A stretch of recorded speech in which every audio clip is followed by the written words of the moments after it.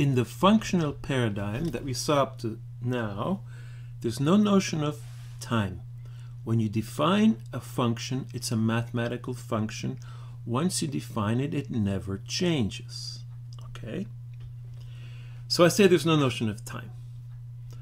But you might say, well, there is some kind of time because programs execute on a real machine. Even written in the functional paradigm, a program will be running and take time and so on. Well, even so, the program cannot observe the execution of itself or of another program. If a program calls a function, it will only see the results of that function call. It will not see the execution of that function call. In fact, in the functional paradigm, we can say that observing the execution of a program can only be done outside of the program's implementation. Okay? Outside, not inside. Well, this is an enormous limitation because in the real world, of course, there is time, there is change. Organisms change over time. They grow, they learn, they observe that they grow and learn. How can we model this in a program? Well, it seems we need to add time to our program. But time is a complicated concept in physics and philosophy.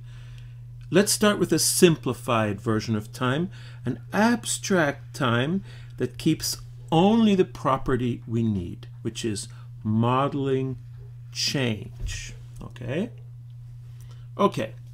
We define now an abstract time as a sequence of values, and let's call it a state. So a state is a sequence of values calculated progressively, which contains the intermediate results of a computation. And this sequence then models time, change. Each successive value in this sequence is something that has happened, has gone on, is new, is change. Okay? So according to this definition, the functional paradigm, even though functions are fixed once defined, it can actually use state according to this definition. So here's the definition of sum. Okay? The sum using an accumulator, it has two arguments, x, s, and a, and it will run through a list and accumulate the sum of the elements. Okay? The two arguments here give us an implicit state, x, s, and a. When we call it initially with 1, 2, 3, 4, and 0, then at each recursive call we have a new value of xs and a new value of a, and this gives us two sequences of values. Okay? So this is a state according to our definition, but it's an implicit state. In fact, the language has not changed. This state is purely in the head of the programmer. The programmer observes this sequence and the change that it implies. But the program itself does not observe that. It's the programmer who observes. Well, in fact, this is not good enough. We want the program itself to observe the changes. So, in fact, we need to extend the language, and in fact, it's much stronger than that.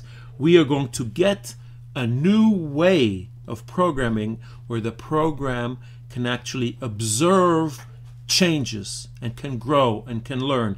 In fact, we are leaving then the functional paradigm and entering another paradigm. We are leaving one way of thinking and going into another way of thinking.